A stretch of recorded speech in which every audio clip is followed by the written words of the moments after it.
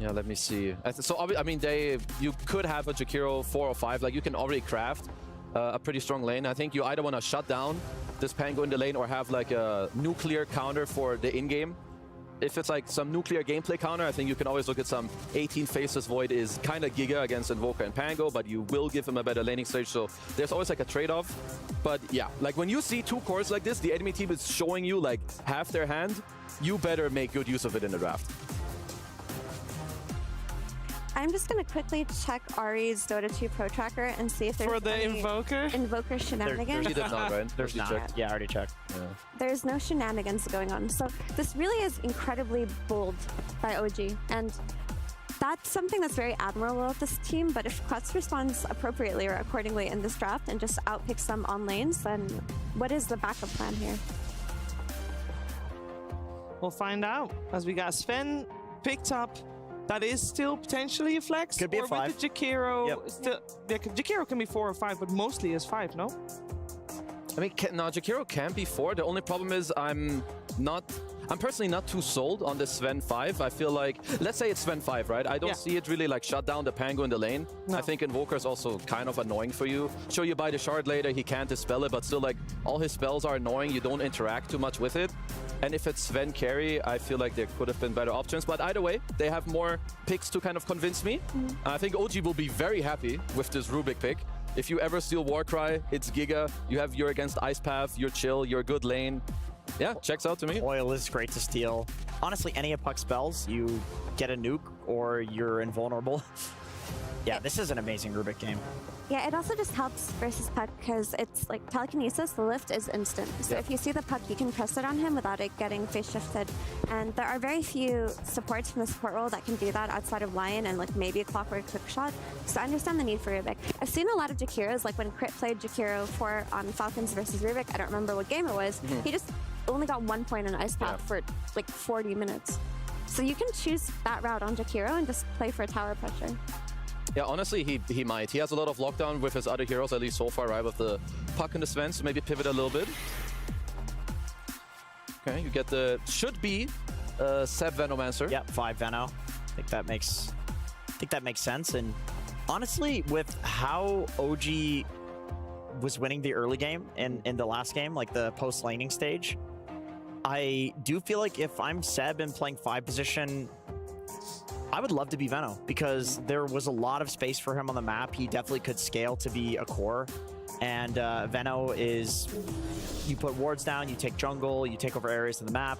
Like this is an oppressive hero, but also a hero that lets Seb get some farm. And it's a good hero to make Sven sad. Yeah, I think they just wanted to have a hero to address the potential carry Sven here, and you can do that with the Venomancer, but this hero is quite slow.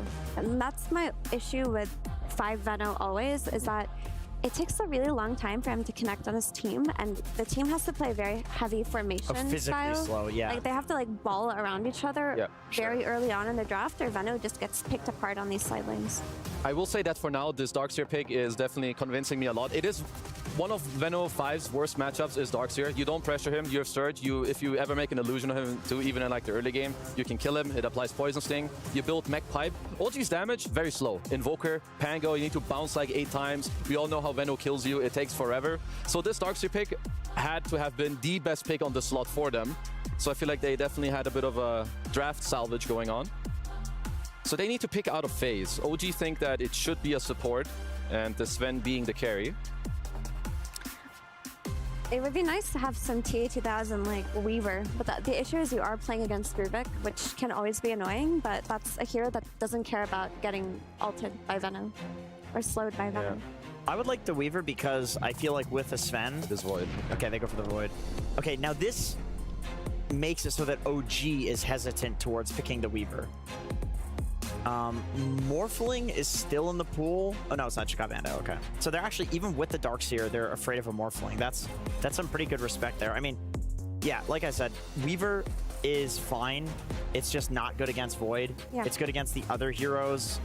Even Puck, I don't mind playing into too much with the Weaver because you can Sakuchi around the coil. Obviously, the silence is annoying. The time dilation and the Chrono are the real problems, though.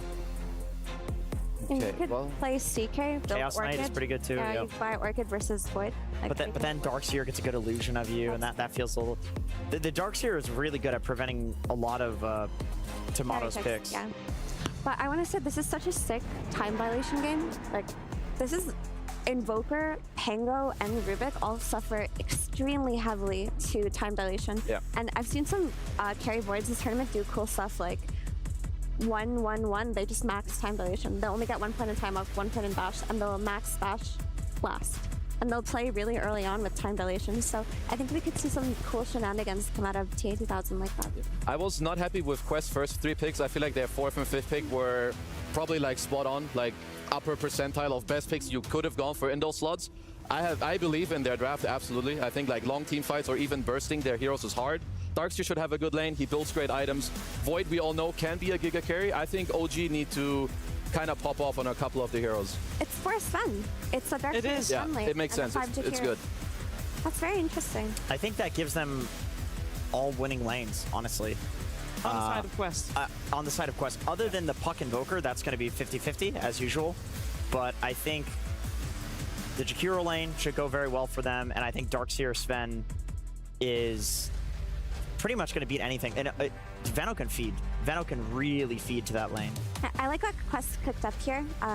I think that they played a really strong 10 minutes last game. If they can do the same this time around, the Invoker and the Pango came out so early that them not winning this game after the enemy reveals their hand that early in the draft would be very concerning. Yeah. Like for me, I really like just how Quest adapted from game 1 to 2. What OG, in my opinion, need to do, because they are on the back foot, you need to combine your Invoker, your Pango, they need to have a good early game. Involve your Ursa once he has Fury, get Aegis, and play around that. If they don't get a good lead on like first Aegis, second Aegis, I think this game will be absolutely out of their hands instantly. I guess I still do worry for Quest because I see a draft that has stronger lanes than what they had in the last game, and their laning stage went phenomenally in the last game. I think they made good rotations, but they weren't able to translate that out into the mid game. Well, let's see what's going to happen. Can Quest push to a 3rd game of the series? We're going to find out, but first, we're going to hear some words from Coach Axel. Hey, yep, that's right. I'm here with Axel of PSG.Quest. What did you think about the Invoker first pick? Did it throw you guys for a loop? I think they're overrating it a bit. Like, we expect them to pick it, but not blind. So, yeah, not surprised. Do you think you got good heroes to respond to their overall draft? Yeah, I think we have a very good lineup to answer him. And let's see how it goes. What about Sven 4? Do you think it's an okay hero for support? I think with Darkseer is very good. It's like you're not sacrificing lane because it's still melee with stun. So yeah, I think it's good. Okay, great. Well, good luck in your match. Thank you.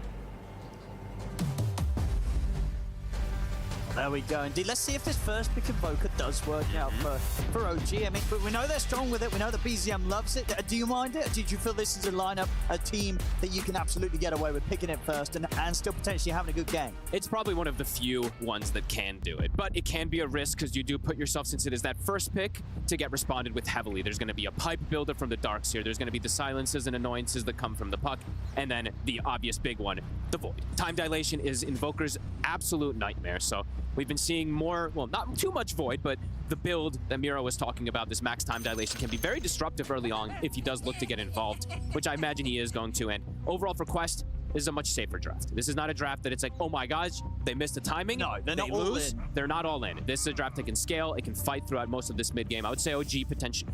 I mean, they can scale pretty decently too with the Ursa and stuff like that. So they're not on some extreme timer or anything like that on OG. I would say maybe slightly one, because as the Void gets to like the super late game could be a problem, but yeah, we'll have to see how it all goes. Because OG, first 10 minutes, they just absolutely outplayed and out-executed every single one of PSG Quest moves. So let's see how it does go down, and let's see how the mid lane goes, because now that it's been some time, you know, this Puck versus Invoker matchup, Noob still likes it, but Invoker has gotten quite a bit stronger. People knowing how to lane a little bit better on it with that Quas build, since you just regen massively, and you just build stat items. So you're able to just get that huge base damage advantage versus something like the Puck. So room control for Puck gonna be important, just to be able to keep in that lane. And let's see how these things do go down. Doesn't look like they want to quite bring the fight around the bouncer in there, PSG.Quest. They still get the 2 for 2. Start things off. And I guess overall as well, would you consider it a pretty nice game for the Puck? Like, how difficult is it going to be for OG to really catch and punish him? To be honest, I was pretty surprised that a first 2 puck did not get more stuns Yeah, grabbed up. it's the telekinesis, right? It's and then eventually telekinesis what's and what sort of spells he blink, rolling gets. thunder. Yeah. And if the Rubik can ever get Waning Rift in particular, Yeah. that's one of the best. Or Ice Path. But that's the other thing, too, is the Rubik also got left versus the puck and the Jakiro first 2 picks. So Ari does have a pretty decent amount of spells that he can steal in this game. Just see how it ends up going down. Of course, Ari on the Rubik, very, very strong player. Was having a great game as well in game 1 on his Nyx Assassin, Ari. Yeah, he was just very pesky, super annoying. It's like, yeah, the lane was kind of whatever, but it still did annoy Ducalis a lot. Like, Ducalis was chasing him out during the laning phase, and he was getting more levels and more farm out of the lane.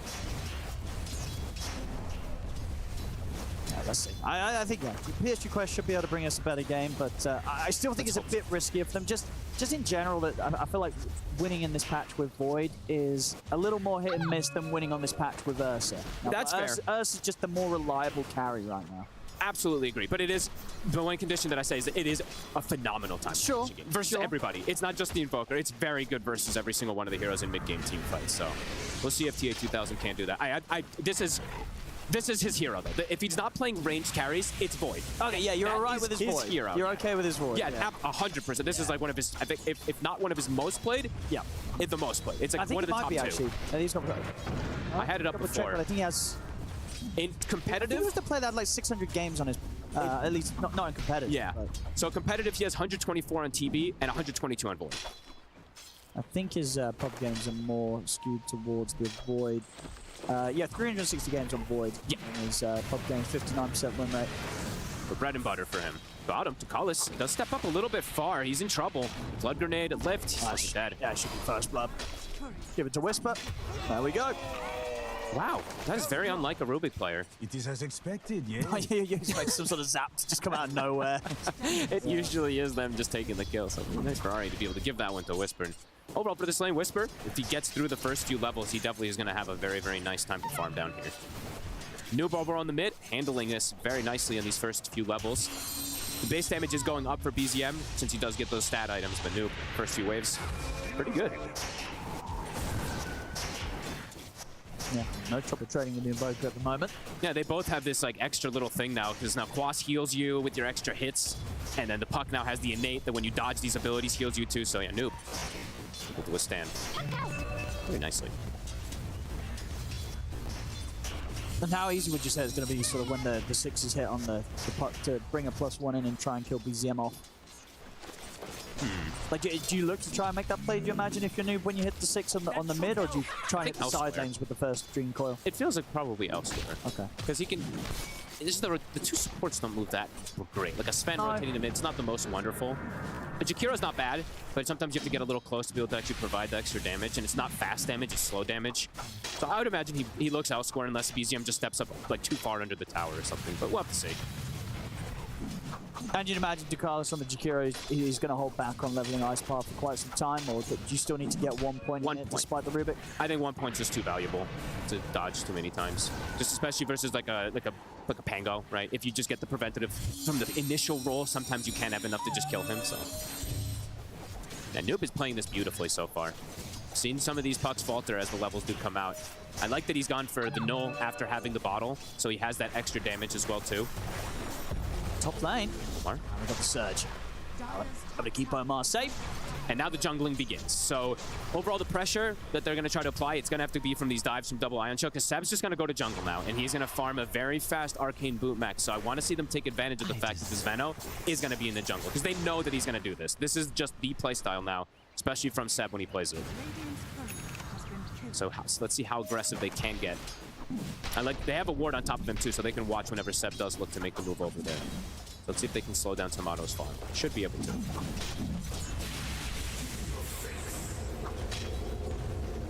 And what's Tier 2000 been going for on his Void recently? Is he Like going this. for the Mask of Madness into Maelstrom? Or does he like to rush the Maelstrom? I saw more Mask of Madness, but I'll check for you in a second. I think I saw the last Void game was with the Mask of Madness. So we see the rotation. The Jakiro Ducalis is looking to apply a ton of pressure top since they know the Veno's jungling. Tomato's going to have to just waltz around and try to find what he can up here because they're just cutting the creep wave. So a nice move here from PSG.Quest. As Malik will lose the courier, that's not so nice a move. To the creeps. Or the tower, I mean. He's pinging. He's like, why is my courier there? Good damage on this tower early. Putting that quick wit to use. He's punching it. Otto, this is a risky play. Oh, well, Omar's kind of dying. Oh. Risky for who? That was nice. And there we go. He's going to turn over towards Malik as well. And they bring TPs to Otto. He gets the double kill. Oh, that was so cool. They were not expecting that one, PSG Quest. They had the, I believe they had a healing Lotus also, but it just, the damage came out too quickly. The Fury swipes built up onto the Sven.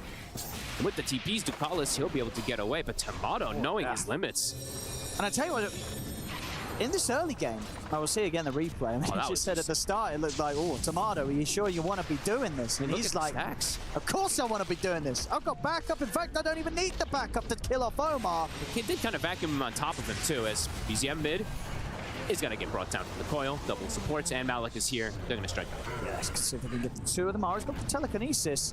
He's still going to get chased. The Ion Shell. Yeah, they'll get him the pullback of the Waning Rift, so they'll be able to get the two of them off the back of that Dream Coil setup around the mid, so PSG.Quest will be quick to strike back. But in terms of just how much OG is getting out from this early game, you know, Sebi's pretty much been jungling for the most part. Like, this Veno is also very farmed. They've essentially got 4 cores hitting creeps on OG right now. You can't make that type of mistake on PSG.Quest when he is just going for it. They will at the least make that move mid very nicely here with Noob. And now he's got a huge advantage over the Invoker BZM. A rotation top that only nets him a small kill, doesn't get him a double. Noob gets a tower, gets a rune. He's got a haste for the next move too. So I mean, with the farm that Seb's getting on the Veno, he's taken over BZM. Absolutely. Now, BZM's maybe going to kind of fall back a little bit on his Invoker this game, and maybe Veno's going to, Seb's going to take over as the mid this match. Who got the Wisdom XP too? Because I don't believe the Veno's going to get it. I think the Ursa may have gotten the XP. I didn't see who got it. That's Seb's farming. Because he's super high level. Yeah. I didn't see who actually got it. I was trying to check, but I'm blind and I missed it for a second there. Sorry. So yeah, it's going to be very fast mech timing from Seb, because he's able to get away with this as Tomato not getting punished somehow. That's crazy.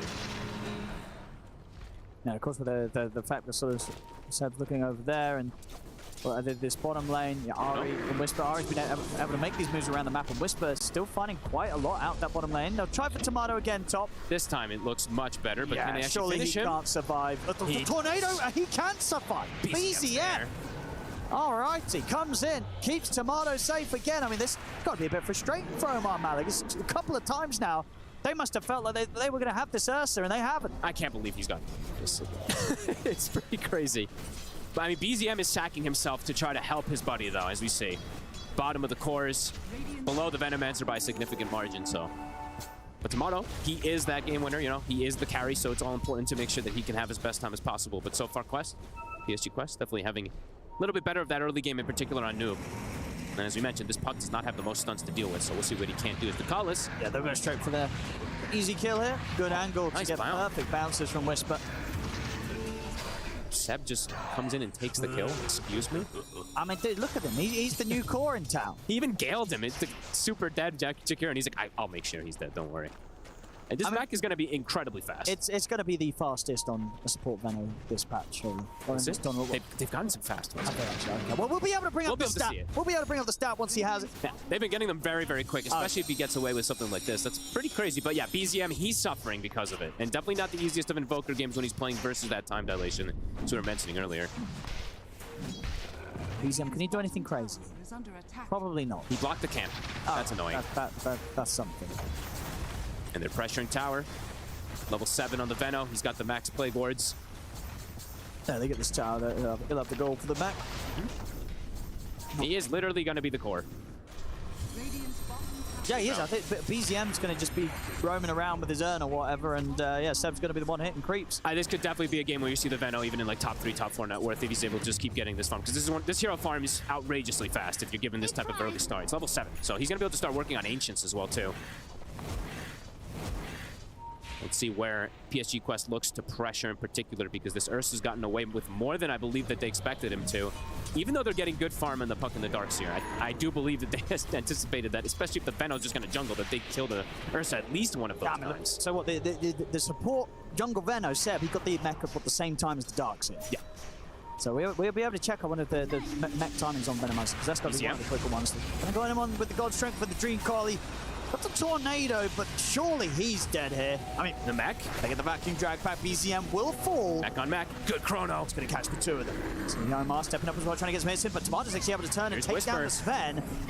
We've got the follow-up damage to get the kills off the back of this chrono. It's not looking like they do. Ooh, Ocean's trouble. able to walk away as they get the 2 kills and nothing more other than that Invoker's found. And that was, of course, was before the chrono. During that chrono, they went able to, and indeed, there you go. It is indeed the fastest By 5 we've had. seconds.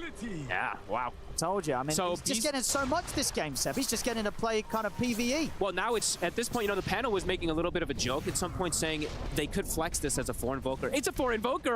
No, and unironically, I don't think this is necessarily playing out not as OG kind of planned it for. They knew, I mean, we've seen so many mid-invokers, right? They do fall behind. They do. Seb, he knew that was going to happen. He knew he had to sort of play a hero to sort of pick up the slack, get the farm.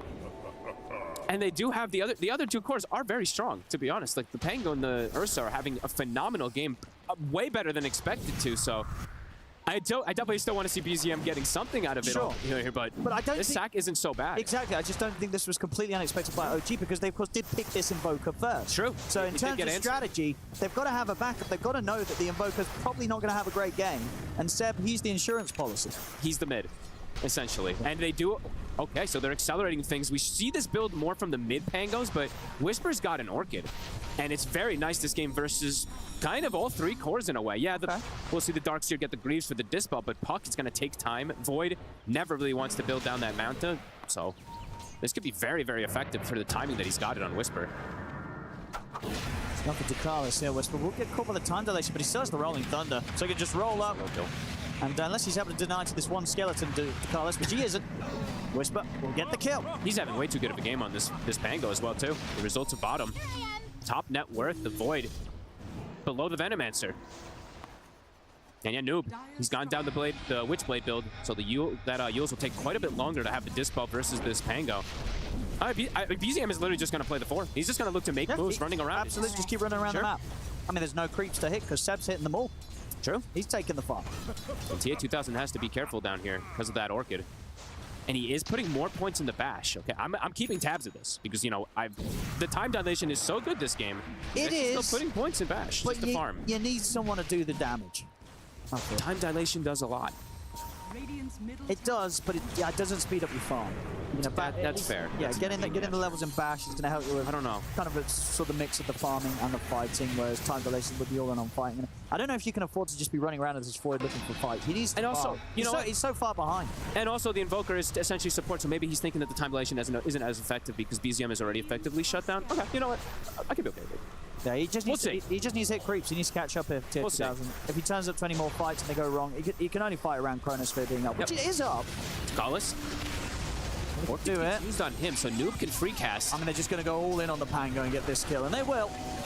I'll get Whisper. Perhaps a mistake there from Whisper. Expecting just one hero. He uses the Orchid on the Jakiro. Needs to use it on the Puck there. And now Seb. I mean, he could Chrono for the Veno. He's thinking about it. And honestly, would probably be worth it because Seb's having such a good game. They don't get the chance to. They let Seb escape. I think that could have been worth for Chrono considering how fun this Veno was. Yeah, I totally agree. I thought he would actually just do it onto him there. So Seb able to walk away with like 100 HP or something. I mean, obviously going over to their side of the river is a bit risky. Maybe he was just worried about BZM just being able to kind of throw the tornado at him and interrupt a lot of the time during the Chrono. But he had 100. It would have been a risky play, but yeah, doesn't go for it. Maybe wants to just save it for the bigger like multi-hero or something. I don't know. Oh well, doesn't get the kill there. And BZM just continues to play in the Ghost Walk. I will have to see if this does actually cause an effect, though, because, yeah. I've seen these Invokers just fall too far behind and then not really contribute a whole lot, so... Yeah, even if the Veno is farming, you know, true. It depends how much you feel a Veno in this patch can do with farm. Yeah. Like, how scary is that hero right now with farm, would you say? In some games, it can be very threatening if he's versus, like, a core Tiny, let's say, or something, but he's playing versus very elusive heroes that can just make moves around, right? They're very mobile. So overall, the Veno, they can play around it. The Puck, the Darkseer, and that Faceless Void will always have ways, so... Yeah, he's gonna queue up the Midas on BZM. He is still looking to play Ghost Walk constantly and just scout for information, but can get killed very easy because he's super fragile. I'm gonna look for the quick kill onto Omar mid. Look at the Rolling Thunder at the ready. Omar is gonna be left here by the rest of his team. He'll secure the last hit. And Tomato, in the meantime, finds a solo kill. Tomato is... Tomato keeps didn't finding too kills much. in places where you just don't expect him to. And they get the... This time! Yeah, you chrono the Venom. Absolutely. Just kill him off. There's the max bash build. Rotation coming in, BZM and Whisper connecting over. Whisper with that Orchid. No Rolling Thunder, though.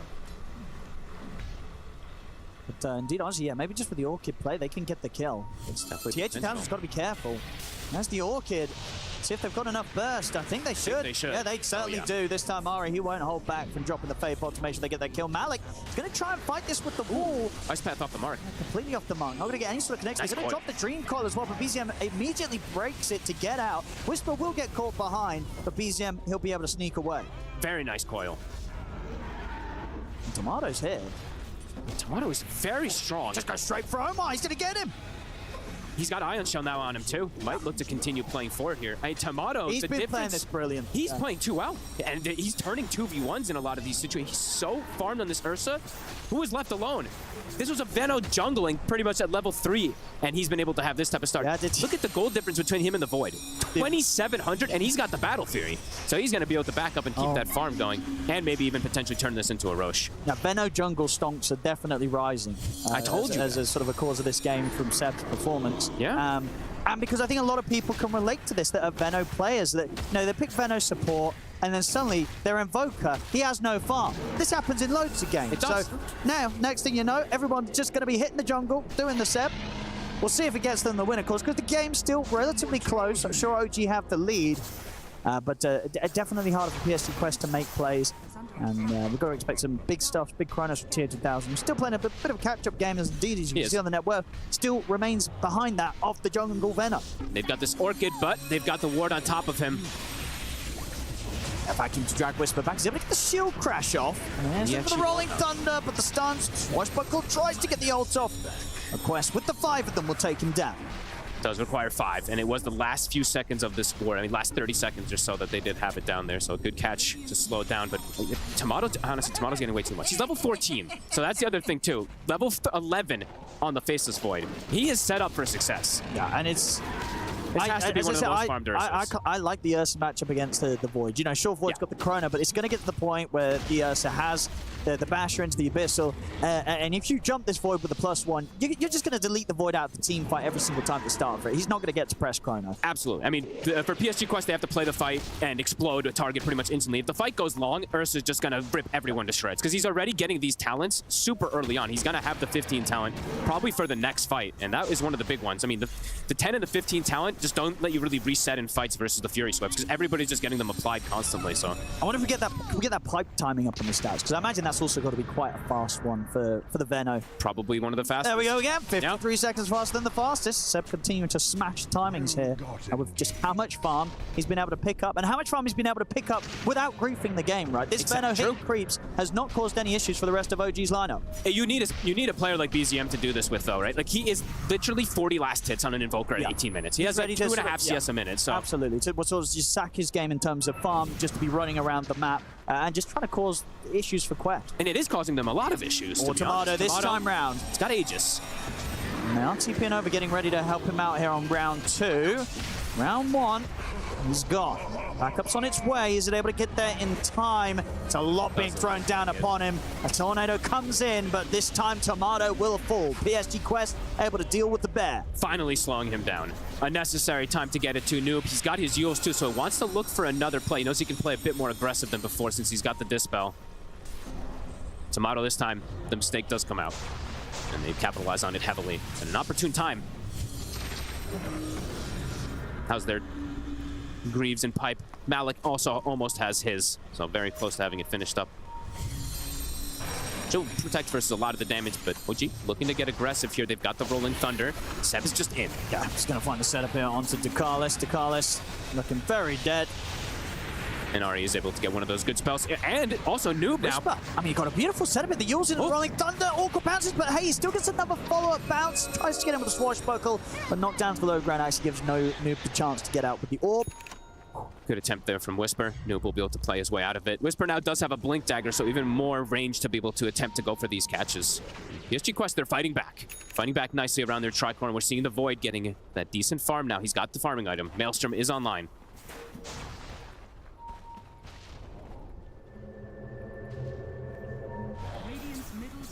And he's just putting points and stats at this point, Seb, instead of going for more time dilation. he's been pretty greedy with how deep he was jungling here. He should pay for this. I mean, a Tornado actually comes in. Wait, is he? Yeah, okay, he's going to get a Dream Coil.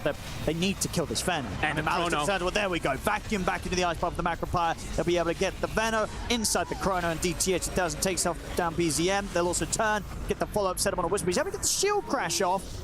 But he's Swashbuckler in a couple of seconds. Got the blink up.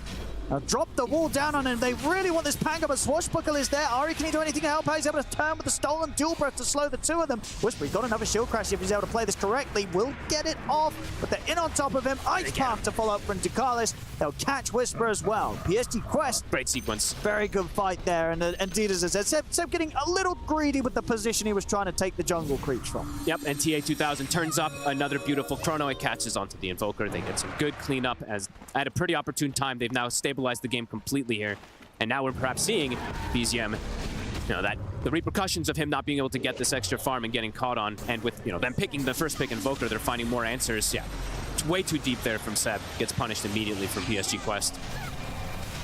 Whisper able to live for a rather impressively long time, of course, after the whole chase down had to come in from PSG.Quest. We saw Tomato very quickly decide that this team fight was not a fight to be a part of. And we see, the reason. TA2000, he's like, I don't need time dilation. You know what? I just need the damage to be able to kill one of these guys 100-0 and set the Chrono. And right there, you see the bash come into play, so. Back up, they'll get the Tormentor. We did, of course, see on the side of OG BZM, since he's one of the poorer ones, was able to get that shard for himself, so a strong one. And he has an Orchid timing too, so even though he is behind, not totally out of it by any means. I was saying, in terms of sort of dynamics is what we're seeing. Whisper, he was kind of keeping up for the most part, but now he's really starting to fall behind on the Pango. It was 3 deaths in a row, right? Bottom, they caught him, then in the jungle. I forgot the third one, but there was a third one.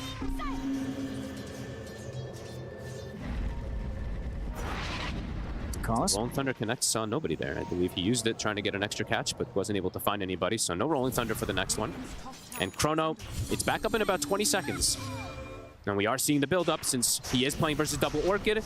Not usually the most common build that you want to do on the Void, but does want to have the Dispel instead of a BKB. Yeah, I guess fair. I mean, I imagine the BKB is going to still have to come. Yeah, it's going to come afterwards. Yeah, I think after that's You can't really play this without BKB. Just Invoker's too annoying. But I think he's feeling... Tornado when your Chrono's ruined. Yeah, I think he's feeling, though, in those last few moments, like he doesn't need to accelerate to something like a BKB. He can go the farm route. They've stabilized game, and they have a great scaling draft. It's going to get caught very quickly here. And a bash to finish him off. The last hit. BKB on Tomato. Now, Uchi, they do kind of need to find something going their way. I mean, this whole idea is sort of getting Seb to be an additional core.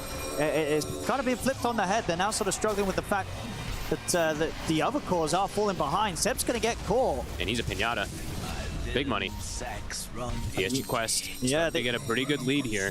Not on the gold front, but overall with their heroes, the Void is nearly matching the Ursa, who had such a good time now. Yeah, Void is caught up completely. You got to remember, sort of TA2000 was down there, below Seb's farm in the early game, but now in this mid game, really catching up to him. OG's going to look to restabilize. They're all grouping They need to find a fight. They really do. They can't afford to sort of sit back. Their sort of whole strategy of trying to play it greedy and get 4 cores has kind of ended up with them having 4 supports if the game goes on like this.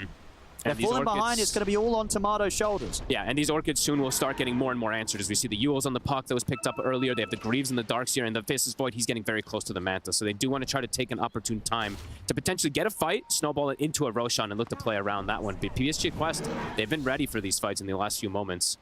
Omar with his shard now finished up also. Can't be dispelled. It's going to provide a decent amount of tankiness, even though there's a lot of mixed damage on the side of OG.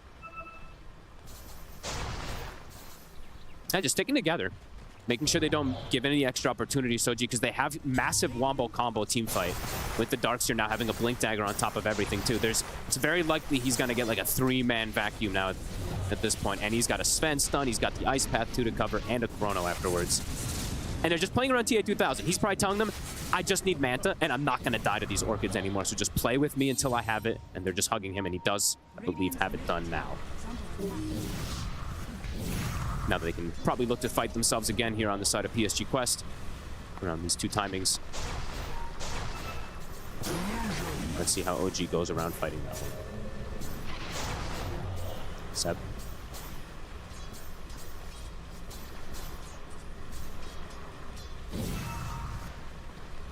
This is a complicated team fight for the side of OG, with all these timings now being hit for Quest. With the blink on the Darkseer, with the Manta on the Faceless Void.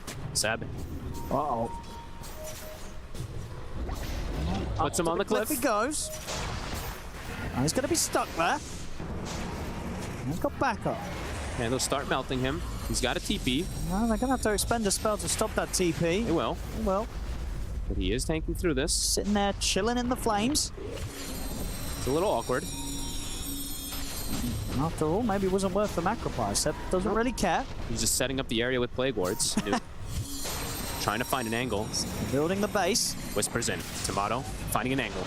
Chrono. It's going to be on to Tomato. Is there anything to help Tomato? There's a tornado coming in to throw Tier 2000 up in the air. It's going to give Tomato the chance to pop the ult and now turn towards the Darkseer. Malik. Mr. Greaves in the pipe. Tomato with the BKB turns over towards Tier 2000 instead. The bash is coming in. Tomato's getting low. He has to run out of the fight. He's able to back away. Malik's going to get him, jump forward, trying to chase down this Ursa. They'll kill Whisper off. They can get more. They get BZM. Seb's still on the cliff. So they'll now be able to turn and deal with him as well. So PSG.Quest, they get the 3 of them. These fights are starting to look pretty rough for OG. Yep, beautiful Chrono. They had the, I guess they caught a glimpse of him there with the vision for a second there, catches the Chrono, and then they're too tanky. Malik just runs in next to him. I think he got 11 Fury swipe stacks, but he's able to just endure it because he's a Darkseer and he resets away, and Tomato at that point just has to run. He survives, but they win the fight handedly on the side of PSG.Quest, and now they're going to get a rush versus that Ursa lineup. I mean, the early game certainly was entertaining from OG. It sure was. But it does feel now that it's kind of got to the point where, you know, the Veno, the Pango, and the Invoker, they're kind of falling off the game pretty hard. It's Tomato versus the world. And indeed, and in a game where there's a Chronosphere. So like TH2000, as long as he Chronos and deals with the Ursa, soon it's going to get to the point where I don't think Quest is going to really care about the other heroes on OG's team. Nope. This is a beautiful angle here. Vacuum catches the 3 of them. BZM just in the front lines can't do anything versus Faceless Void, and the aura is just too strong as BZM again will go down. And he's a support now. I don't know how OG recover from this one. This is kind of getting to sort of similar vibes of the first game, where OG, with the way that they were playing and the way they were trying to do things, with kind of Veno taking a step up and Invoker taking a step back, the timing that they were going for, it might be slipping away. Sure, Tomato has a lot of farm, but PSG.Quest, I'm pretty sure they're just going to be able to deal with this one hero that would potentially be a problem. If they deal with the Ursa and the team fights, as I say, I don't know if they care about these other heroes. No, they're getting too tanky now at this point on these heroes. The Ursa can't just burst anybody versus all the auras that are coming into play. They've got the Sven that we've been seeing more and more of this 5, just tanking up through it, and then all those auras from the Darkseer. Yeah, the next team fights have to go the way of OG, it feels like, and it's not easy versus that Chronosphere as well as the Coil Vacuum. And they just have the Dispel, so these Orchids that they put a lot of gold into, they're just answered. That's Whisper. I'll drop the Dream Call for that. His game completely fell off a cliff. And he had what? I think he had like 8K net worth or something. It feels like 10 plus minutes ago. Because he was keeping up. Remember, there was a point of the game where you're looking at net worth and you're like, well, sure, Invoker's falling behind. Seb's kind of taking kind of the mid/position free spot, but at least they have what both Tomato and Whisper very fun. Like, they were on the same level, right, those two? Yeah. Yeah, Whisper completely falling off as this game goes on. Tomato forced to just BKB and TP out after he tries to go for a solo kill onto Ducalis. He found some earlier onto him, but now... Double Wisdom. Oh, that's very nice. It's a heavy game. It's a heavy game. He's got to do just insane lifting. And so far, Noob, this first 2 pick puck, you know, we had some concerns about the control for him. He's actually just ran away with this game completely. The Orchids did not find enough kills onto him. They found the 1, but that was pretty much it. Yeah, great itemization. Even a Yule's on the Sven. Yeah, very nice setup to start things on towards Tomato. J2000's in. He's got the Chrono at the ready. Because if he feels it's necessary, it might not need to be. With the 4s on top of Tomato, they don't need to drop a Chrono at all. Tomato's gone. This is, I mean, OG, they're going to need some pretty strong OG magic to turn this one. Need some miracles. The Void is ahead of the Ursa now. Yeah. And BZM dead again. Solo killed. I mean, maybe they can't get away with the first pick Invoker Fog. Maybe not. Maybe they can't. Even though Tomato, honestly, Tomato outplayed and did some insane stuff this game. Yeah, Tomato really did it. But it's not enough, it seems like, at all. Even though the Veno so far, he is ahead of his Pango and Invoker, but that Pango and Invoker, they really... Well, the Invoker already was completely out of the game, but the Pango fell off a cliff completely as Omar. They should get him here. Oh, I said that. No, Tier 2000 really back up. They're not even going to be able to get Omar. He's got the perfectly Norris. fine. In fact, the backup comes in. And Whisper now. Now you can drop a chrono. Why not? It's getting to the point where, you know, as we've seen, they don't need the chrono to team fight or kill anyone else. So in a situation where it would be required to just get the one kill, it's worth it. And you're definitely seeing, you know, overall, Brood is a hero that does require a lot of teamwork and stuff like that, and a lot of synergy from your team. We're definitely seeing, in particular, TA2000 be way more comfortable on the Void, but also with his team just look more comfortable with the Void. Just great They team got fight great combos. combo. Absolutely. Anytime you see Darkseer, Sven, and Jakira, I feel those three are sort of a baseline together. It feels pretty good. Ari, come with the TP just in time. Yeah, they've executed those kind of like mini wombo combos very nicely, and definitely at the backup of Noob with the first two. Yeah, first two pick puck. He's level 20. Had a full Octarine now as well for him too. He is massive.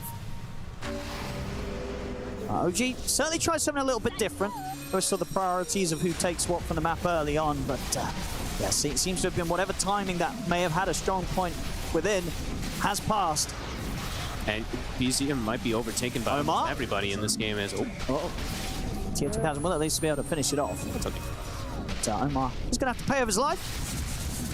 Sacrificial. Omar here. 3-5-15. Also having a very good game on this. The 4 position Sven, which I don't think we see that often. The 5 position, yes, but the 4 position, this was a cool kind of flex that they did, switching things around. Yeah, I like it. Especially what we have from the coach, that something they like when they've got the Darkseer as a duo in the lane. And I do think, like, top overall, that was just, like, outplays that came out from Tomato. In most of those situations, that Ursa dies to when the Sven and the Darkseer dives onto him there. And then they potentially just kind of run over things, but OG did make some of that magic happen at least way earlier, but now they really need some crazy type of magic to recover, and it's got to be at the backup of Tomato. Can they chain lock somebody down to go for it? They're going to look for Noob.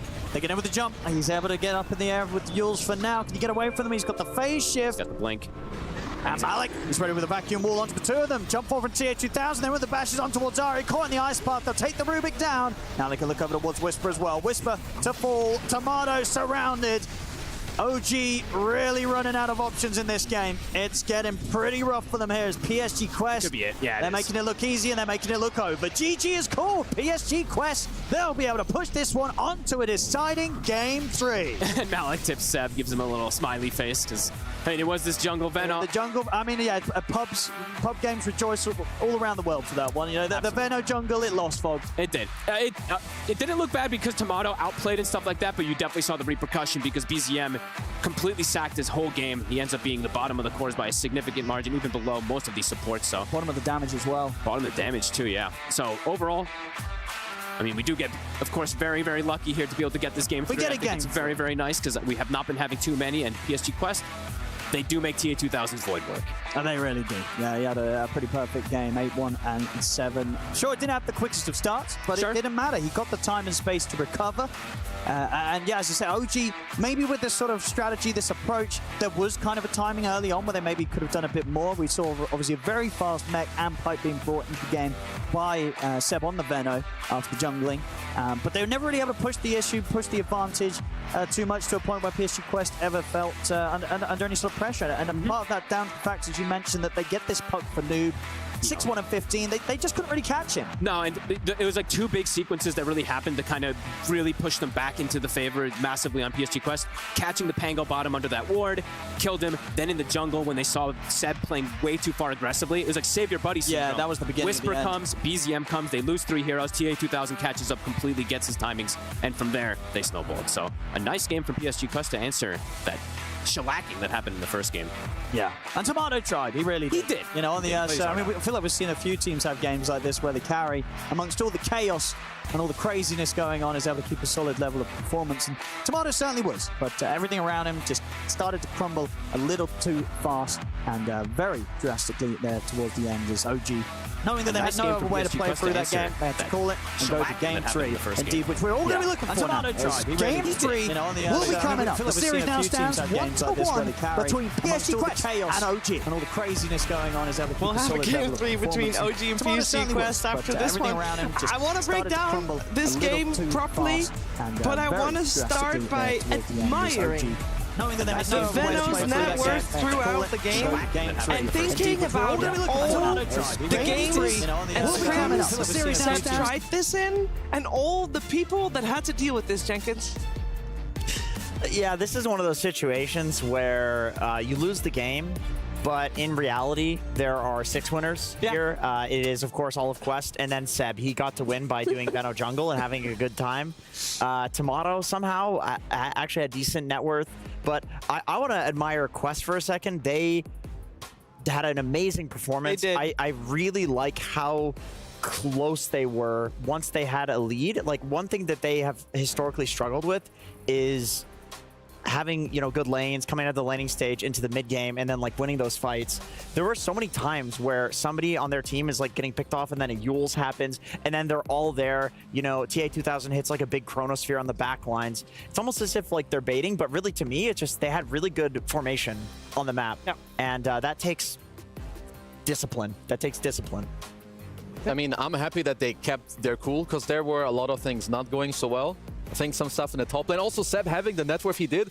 He had more net worth than TA2000, like minute 8, 9. Yeah. I thought maybe, you know, he could be the one to change the game. And I think overall, Quest played well, adapted their draft very well as well. And I think they just knew what to do in this game. And eventually, you could tell it's hard for OG to win this game. Yeah, and their draft enabled them to actually fight, right? To take team fights. In that first game's draft, it was very dependent around a Brood Snowball that they would all play around. And that's very hard to execute. Hasn't been working for Quest, works for other teams like Tundra, and they just sacked the idea. I mean, it did get banned in Phase 2, but still, seeing TA2000 on a comfort pick like Faceless Void and seeing them have more freedom on the map and then just like unite their heroes, they were doing cool combos like Vacuum into Macropyre, that really worked out well for them. It worked out fantastically, and I believe we're going to start with the highlights, Jenkins, with one that happened around minute 16. This is one that you chose, the Roche fight.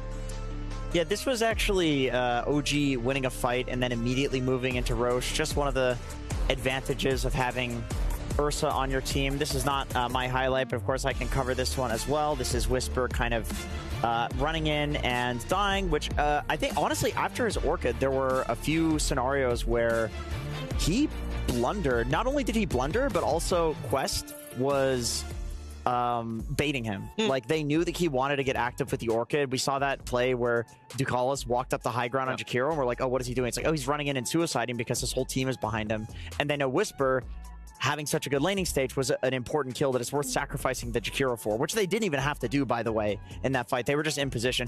Quest just felt like one step ahead of OG for that entire game past the early game. And when you mentioned earlier that they seem to have a top-tier formation in those team fights, I believe the next highlight that you've got for us, Effie, highlights just that. Yep, I just also want to add on to Jenkins that death was a big deal because Ursa died with Aegis twice top because Pango died.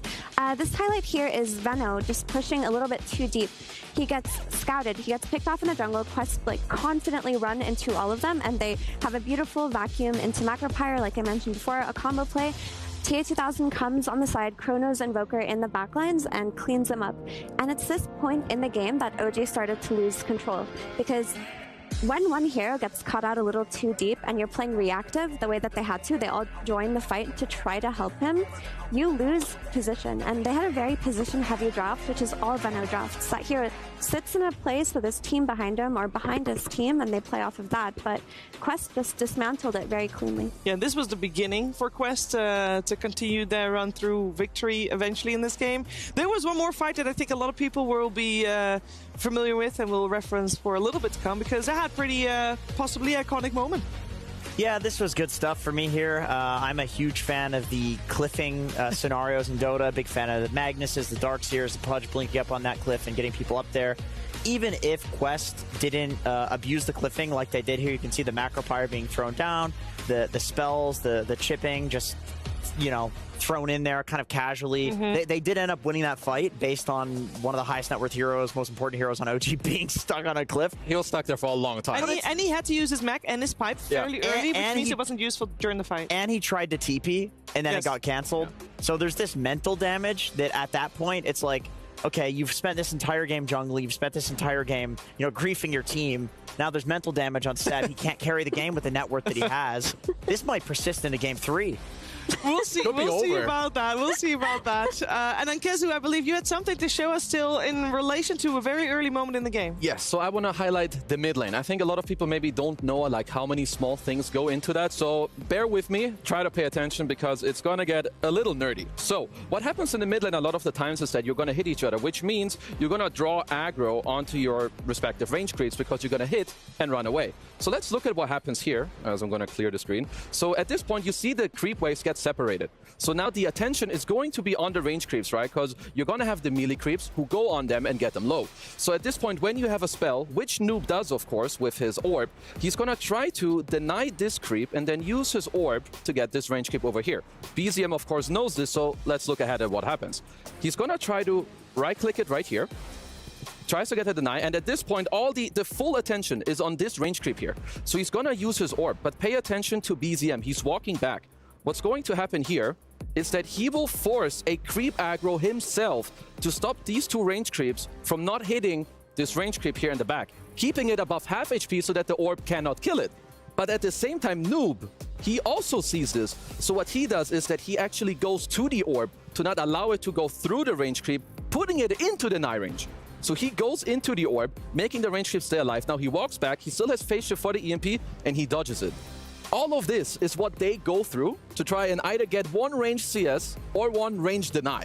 And this is like all the little tidbits about mid gameplay or mid lane gameplay that people probably don't know about. This is He why did deny his flag carrier. He did. But this is why mid laners are the best laners. You see them in a side lane, and it's like, okay, I don't want to lane against this guy. I'll just go mid. You know, It's nasty. It's nasty. A lot of nerdy stuff going on in that mid lane, and I just am very excited to see game number 3 because I think these two deserve it to go head to head one more time. Let's see who comes out on top. We'll see you again after a break.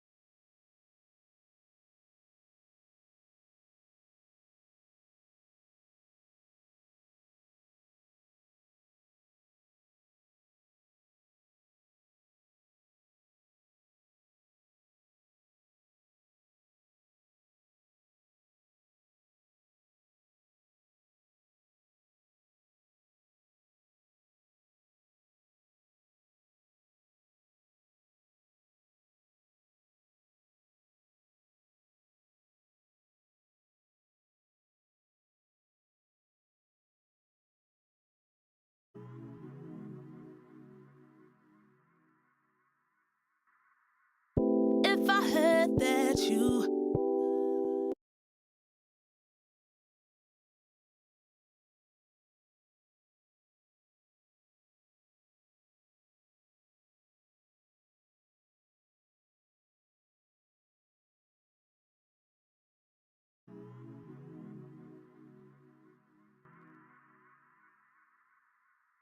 if I heard that you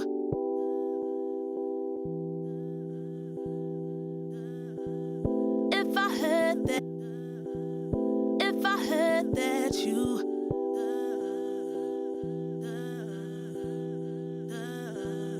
if I heard that you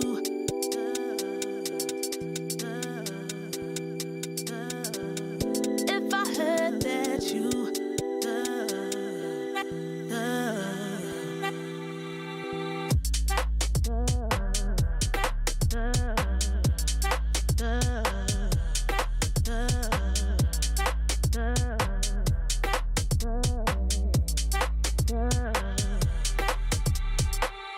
what a shame on me. What a shame on me.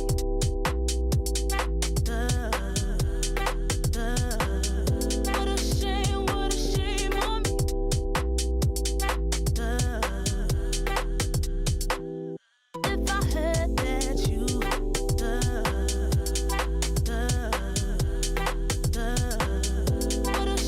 what a shame on me.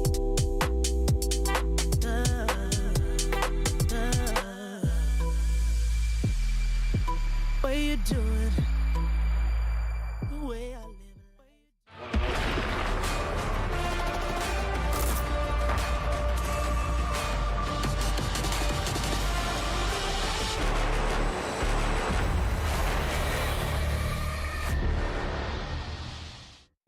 Look at Confront. I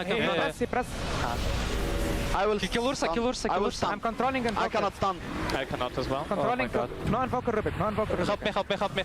Cool down. Guys, Ursa, focus Ursa, hit Ursa. Nice, they all called. Ursa running away just. Finish pan Gaiba. Yeah. Are you finishing Invoker? I give you. Nice. Yeah. Give me one kill Venom. Good job. Okay, no. This might finish. Destroy up here. I love seeing that. The communication ready. That was the game-winning fight, if you ask me, for PSG.Quest in game number 2 against OG. And that means we are now tied. It is 1-1. And one of these two teams will advance here at Riyadh Masters. And the other one will sadly have to say goodbye to as they would exit here today. We're moments away from the draft of game number 3, and in game number 1, we had the unusual opening with Jakir on one side, Invoker on the other, and we did see a solid answer to the Invoker and the puck, and BZM struggled that game for sure. Also a little bit maybe a sacrificial lamb to the Seb Venno. We'll see how it goes this time around. I'm joined by Effie, Kezu, and Jenkins, and we're ready to tell you all about what might happen and what could happen, and Effie is actually raising her hand. I'm raising my hand because I want to say that OG, their second draft was very confident. Because they lost, it was overconfident. Too confident. And in this game 3, they need to be more respectful that Quest are going to answer what they pose in those first 2 picks. Because going Invoker Pango right off the bat, when there's no flex at all in between either of them, your heroes are going to get solved. You did get pucked. And the puck owned you. You know, you got the Darkseer. I like the pause there, Mira. I was like, how should I phrase this? Should I phrase this?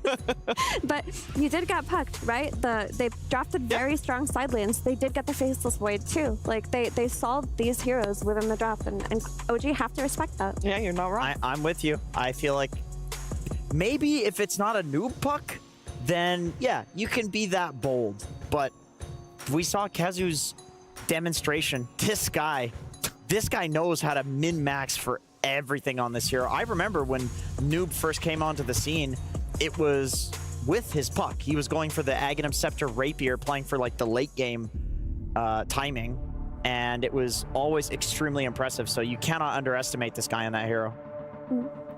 So did Quest take up their Tiny, or Yes. Do they double back for that Brood idea? Because I would really like for them not Brood, to. I think. Skip Brood, go for Tiny. Every team is proving that this is one of the most Imba heroes in the game, if not the most Imba. it is absolutely important for both teams that they hit the line, I think, that you guys have kind of been alluding to when it comes to the draft. It's very easy to go like above or below in terms of like what you need to do.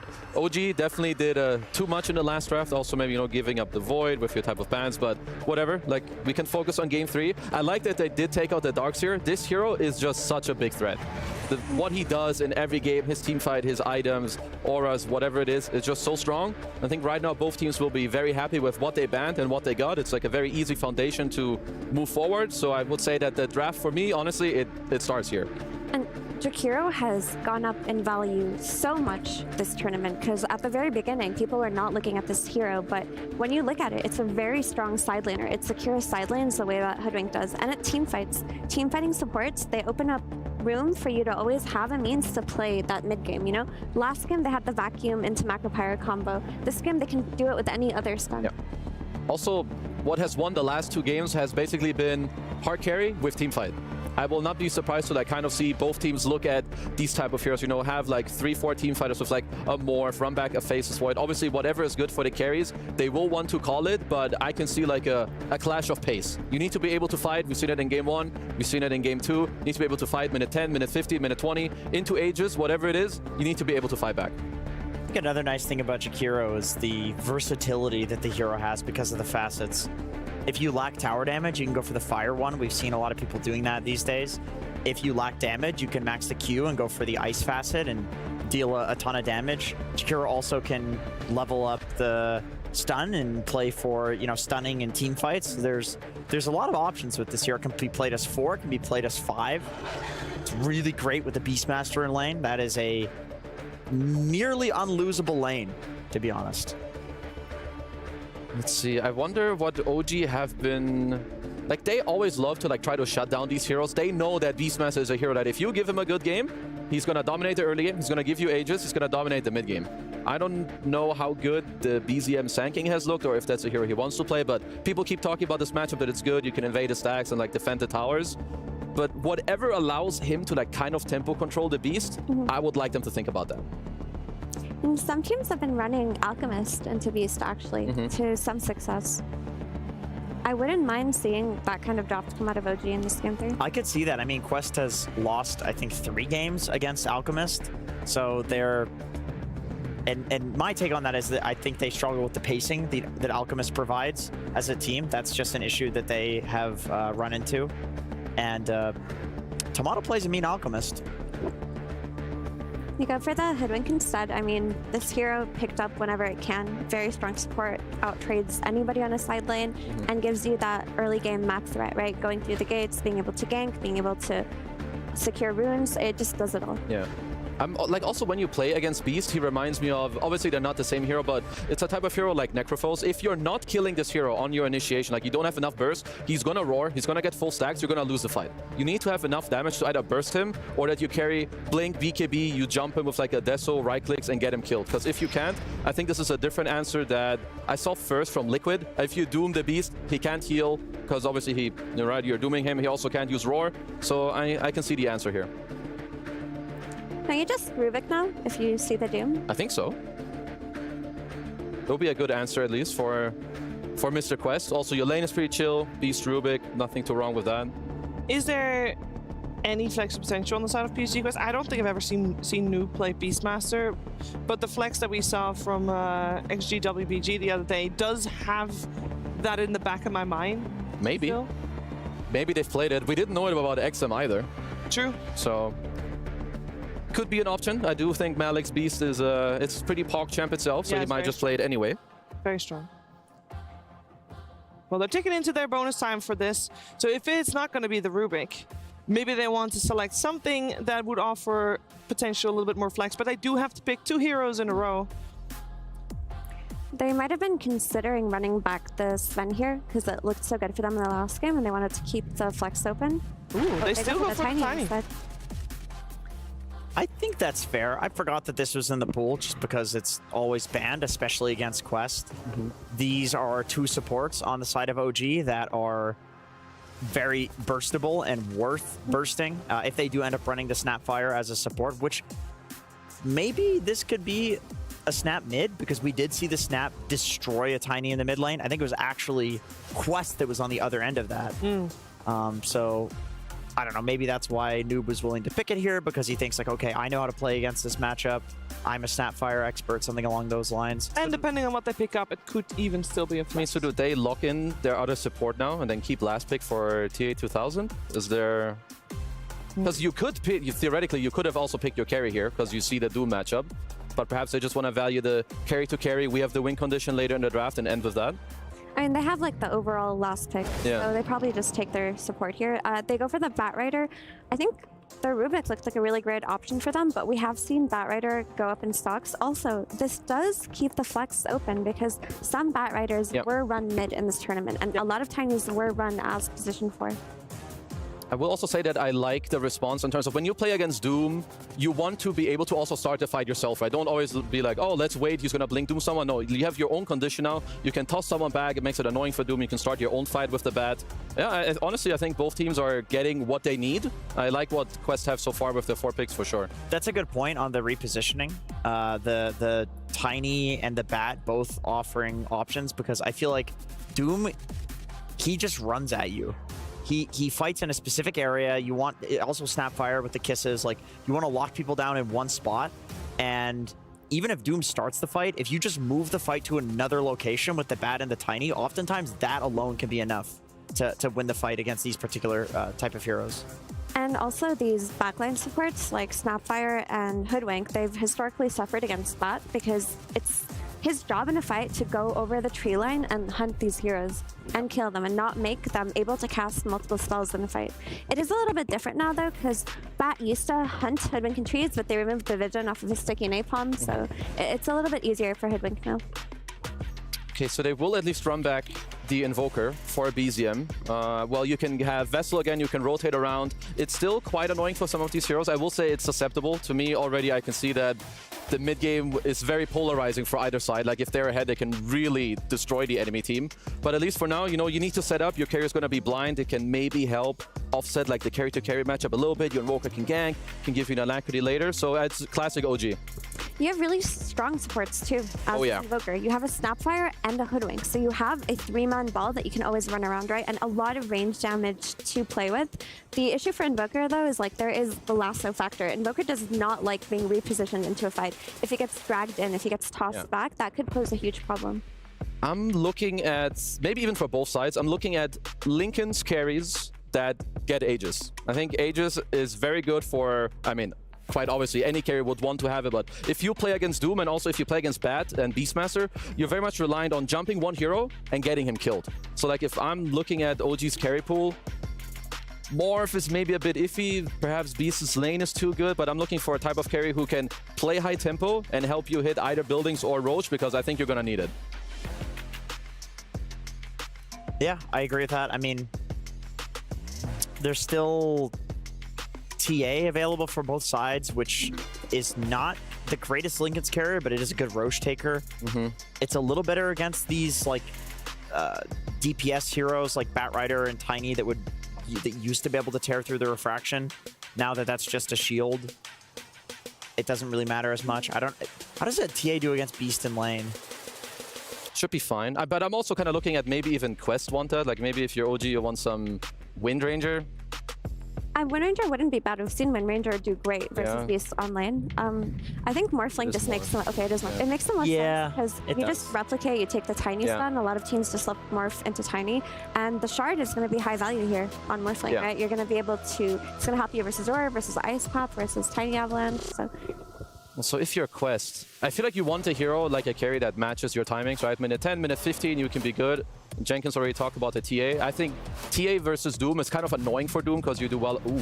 Oh, Naga Siren. I was maybe thinking about this. Ooh. This is a TA 2000 classic, right? Fogged always talks about how he loves seeing TA 2000 on ranged carries, but he has 2 melee carries that are just as impressive as his ranged carries, and those are Faceless Void and Naga Siren. Naga did fall off a little bit, so we've seen less of it, but it's a great Naga game. I mean, Doom struggles versus Naga generally because it's not so clear-cut to Doom the real one, and the map pressure, just keeping lanes constantly pushed out, stops Invoker from rotating around the map the way he would like to. Ooh, I feel like this is a very scary Naga pick for OG. Like having you have bad rider that can abuse the map, say Tiny, Beast, you have good mid game, the Beast can heal too, or like you can save him from like the team fights as well. For me, it comes down a lot to like Hero Naga as well. Yeah. Fights. It's a lot about like team fight, mid game execution. If Whisper can get the Doom on Naga, I feel like that's kind of their condition to win fights, but that is not easy to replicate at all. Some great synergy also with Naga. Yeah, this is one of the best Naga picks that I've seen in a long time, actually. It makes a lot of sense for both fights and the strategy of the game, and for laning as well. Yeah. This is like a one-to-one counter to the Doom. Playing Doom against Illusion Heroes is one of the most obnoxious things that you can deal with in the early game, and honestly, that's why I think part of the reason why Doom is so strong is that a lot of the Illusion Heroes are kind of dog right now. It's very easy to find a good Doom target. It's hard to Doom a Naga when the Illusions are so damn tanky, so yeah, one of the best Naga players in the world and like a perfect Naga game. I got to go with Quest here. And the Orchid, I mean, it's like you're playing against Invoker, Morphling, Snap. Like your Orchid's going to be very high value as Naga. So in order to shut down this Naga, there is a lot on BZM plus both of his supports to just kill her on lane. Well, they do like to play fast. Let's see how fast they can play against Quest. But already picked someone, Fogged. Here we go, ladies and gentlemen, coming into the deciding game now between OG and PSG.Quest. Fogged, very exciting drafts coming in, especially with these last picks to end on both sides of things. What do you make of it, the sort of carry matchup that we're going to be ending up with here today, and who is going to be able to continue in this competition here at Rio Masters at the Esports World Cup, and who's going to be going home?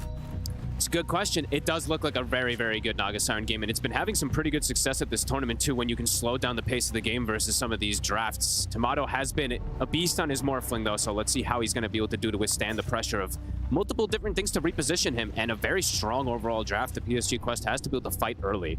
So they have these 4 heroes that can fight very, very quick, while Naga Siren just farms. So they do have that benefit with this draft too. Yeah, I do like it. Good ways to split push, control the map too, like they were mentioning, versus the Invoker. And yeah, like Epi said, this is the other one that I tend to think of with TA2000. When it's his melees, it's the Faceless Void in the Naga Siren, pretty much. So let's see what he's going to be able to do with it. Can be a bit of that weird one if you do get put into this position early where you want to join and fight, but don't think he's going to look to join too early on with his team. He's going to be avoiding getting space because they can't fight as 4 as Omar. He'll be in some trouble. He will be able to get away to double boars. They get to deny as well. What's he done? TA2000 sends an illusion also, so they'll deny 1 and they'll claim 2. So 2 for 1 bounty, since the other one was denied away. And overall, do you feel BZM on his Invoker should be set up for a better game this time around? Because we did see how far behind he fell in that previous one. It should be better because he doesn't have a jungle Venomancer unable to really contribute too much to help him out overall, but there is repositioning, which can be a bit of a scare for the Invoker overall. If he does fall behind in some situations, they've got a lasso, they've got a tiny stun, and they don't have the greatest save in particular on OG. So let's see. They're starting as 3 bottom to try to secure the lane at the start here for Tomato. How long is this going to stay like this? How long can this stay like this with the 3 of them here? You don't want to stay too long and split triple experience. I wouldn't imagine that they want to stay around here too long, as Ari is taking quite a bit of a beating actually back from Omar. Secure maybe a first wave or 2, and then I would imagine they do look to split things up, but let's see. All right. Yeah. Ari is just going to take the TP up towards the top lane. Okay. I mean, interesting approach. Just don't want him to have a really hard time, I guess, at the level 1. And Whisper did get... He did get the lane pushing into his favor. He got the range creep kill first, so that is going to be okay for him. Mid. Noob. This is the one thing, too, is Noob is getting to play one of his best heroes. Like, for me, when I think about Noob, I think about Tiny, I think about Puck, and I think about Snapfire. So he is getting to play one of those top 3 for me as well, too. So overall, his matchup, and overall the hero that we've seen, still dominating in this tournament in a lot of situations. Does sometimes fall off, but overall, he always has effectiveness with crash landing. And in this lane as well, should be able to do pretty all right? You can get a lot of denies in against the Invoker. Yeah, Invoker can't really bully you, even though you're low armor and stuff like that. Your HP pool is just way too high, and you have good base damage. So, but let's see, because BZM, he did get sacked really, really hard in that last game, and overall Noob, he played that perfect. We saw even the the little clip there from Kezu, that analysis play, just the laning phase in particular. Noob was on some next level stuff, stopping his orb, playing super aggressive to get that type of advantage too. So he's on point today. And let's see how they withstand also the Beastmaster, since they did put that triple lane bottom to start it off to be able to slow Malik down. This hero has also just been absolutely crazy. in most of the situations that it does get picked, as we saw earlier from the Beastmaster. It's difficult to slow him down. He always tends to get that Aghanim's timing, so it's probably why they also wanted to have this Doom, just to try to potentially answer him in every situation. And what are sort of the options down the line for dealing with a farm Nagasari? Like, do OG have ways to fight tier 2000 in the later stages if they're able to push it their Quest? Yeah, I mean, if Tomato ends up having a good time, absolutely. Naga's a bit of a different kind of hero, where it can sometimes be a little bit weird to fight, even if you have this great farm. The itemization is natural to deal with the Morphling, because you do go that Manta Orchid route usually, so... But Morphling can also just, you know, turn into Nagasari, split push and everything too, and also he's got some pretty good ones to turn into as well through the Tiny, so... As the items come out, the Morph, if he is able to get that farm, can absolutely withstand.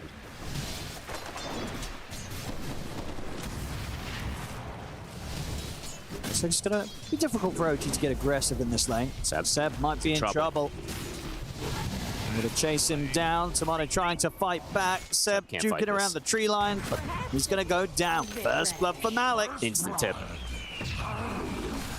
This Beastmaster is just too, even in lane, just applies so much pressure, and more bat that we're seeing. To be honest, I'm liking it. We saw Save is kind of the only one that's been making it work so much on the 4 position. There we did see a very beautiful bounce back. There's also a connection onto Ducalis. It might be able to have this kill. He's going to be able to turn to get the dual breath off. Is he going to take down? He lives. Ducalis survives and he's ready for it as well. Has a salve to stick around in lane. That must have been like sub 10 HP or something like that. They almost brought him down. Nice bounces from Ari, but he does survive.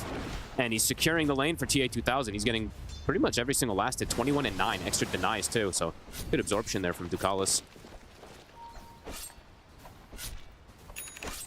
I've been liking seeing this Jakiro so much more, especially versus Hoodwink, because Hoodwink, it's tough to deal with this hero's pressure in lane, but this is one that you're very tanky innately just because of this Jakiro, so you're able to trade pretty effectively in a lot of situations and you soak the damage for your carry. CTA 2000 being very cautious. Look at this. Keeping the illusions back as well so they don't give any extra gold versus the Scorched Earth. So, very experienced.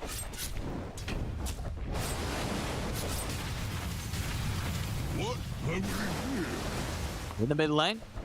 Denies.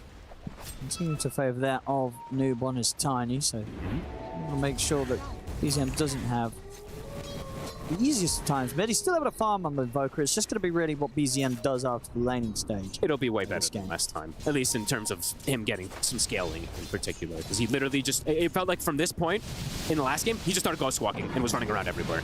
So, Tomato waveforms aggressively to get one of the boars. Not going to get punished for it. He's got the 20 stick. And they're getting those stacks going. So other thing to always watch, even though Malik is having a very good lane bottom, I'm seeing Omar back up, get the stacks. They also have the boar. So they're stacking with the boar on the right side, and the Bat Rider is double stacking both of these camps. So they're going to have some pretty crazy ones to enable that timing, of course, for the Beastmaster. And the Tiny can even now back up and take some of them as well. So he can take the triangle stacks while the Beast takes the right stacks.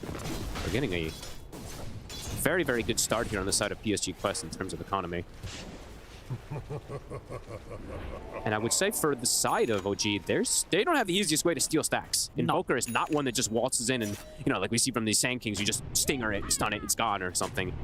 So if they do want to contest those stacks, they're going to have to bring quite a lot of heroes. And sometimes you do that versus a Beast and you just lose more than you gain, as we saw from, you know, Quest in particular in the first game. They tried to contest the Beast stacks and they lost the game immediately right there. So. And Nagasari free farming in the lane is not something that I think OG would want to be able to see. I mean, they're bringing both supports down towards the bottom. Whisper's left on his own. It just means a quick and easy kill for PSG.Quest to clean up. It's feeling like a very, very good start for them. So you say spotting out the stacks, but what can they do about it? Ari, I mean, he's just dead. The toss damage coming in there. I mean, he is indeed just straight up dead. They're bringing so many heroes to try to contest this. So you can find Malik waveform forward from Tomato. Malik will fall, so OG, they get something out of this. This is an unexpected type of rotation, swinging the Morph over to try to contest stacks. Very cool. They will lose their Wisdom Rune out of it, though.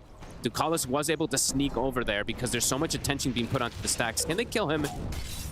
They should be able to. Yeah, he's just got the 1-1 charge. I mean, Tier 2000 is coming over just to see if he can help out, but it doesn't seem to be the case. Damage is done. He got the Wisdom. So they got double Wisdom runes. They've secured their stacks as well, too. OG trying to contest it, but Not able to get too much out of it, just a kill, of course. T2000 trying to fight against Wisp, but doesn't quite have the damage to do so. Needs to respect the fact that Ari's around still. OG also not having enough damage really to threaten the Naga Siren at this stage of the game. Nope. T2000 just continue with the free farm. Same except for Tomato. Both carries are off to a very good start. But the Naga Siren overall in these type of games where it's like you're getting even kills in the lane, that usually does not happen in these Naga lanes. The Naga usually tends to get pressured, then has to back up the jungle and stuff like that. So set up for success here at the start. Omar, the tornado! Oh, he's able to dodge it. And he's going to be away with that last bit of Firefly.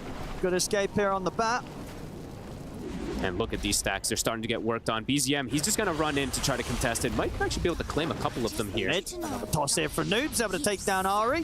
And BZM actually takes a ton of damage just from the creeps, but they're, yeah, the hard camp is low, and he's looking to pressure around bottom. Rotation's coming. Nope. He's straight in onto Seb. As the setup walks and gets the Avalanche toss combo off, Noob starting to really get the ball rolling here on his Tiny. Oh, yeah. And he can maybe even stay around here. They can refill the bottle. He's got an amp damage with the toss. The damage is ridiculous. If they catch Tomato, they could just go for the kill here. And TA2000, they're looking to make a move onto him with the rotation. The Doom gets stopped. Oh, it's a beautiful ice bar from Dakalis indeed. Putting a stop mid-cast animation to that Doom. Bottom was trying to get out, and indeed Tomato left on his own. The Avalanche yeah, they've got him under the tower. The focus that OG put up on that top lane, where they weren't successful in even getting a kill, they leave Tomato vulnerable.